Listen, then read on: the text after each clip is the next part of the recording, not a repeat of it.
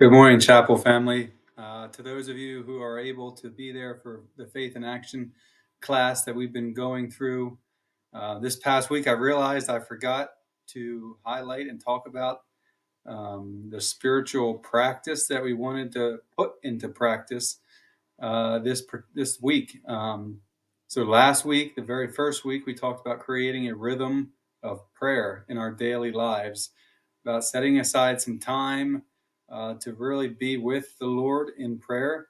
And how does that look on a daily and weekly basis? Because it's different for each of us, and it's not the easiest thing to do and establish, but it is so important um, for us in our growing and maturing in our faith to be able to spend daily moments with Jesus in prayer.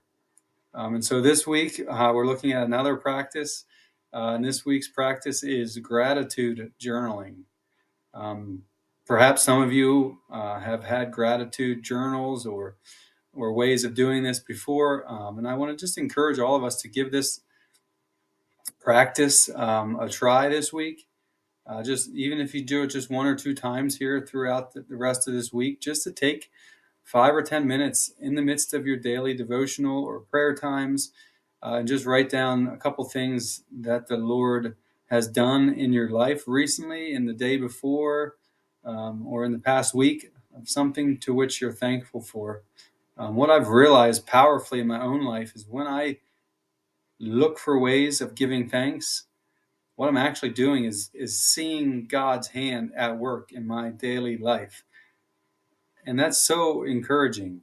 That's so rewarding, because we can go through seasons where we don't see his hand and we don't feel his presence. But when we're thankful, when we're coming at it with a heart of gratitude, we begin to see things that we didn't see before.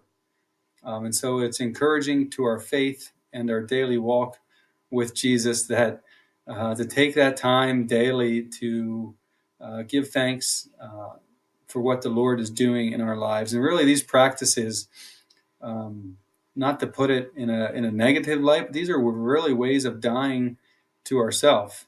This is a practical way of dying to ourself. We might rather do many other things, but what we're saying in these practices is, God, that I am taking and setting aside time for my relationship with you, because I want to be near to you. I want to experience your closeness. And the beautiful reality is that what we think is dying to ourselves is actually putting us in a posture to receive life from Christ, to receive the abundant life that Jesus talks about.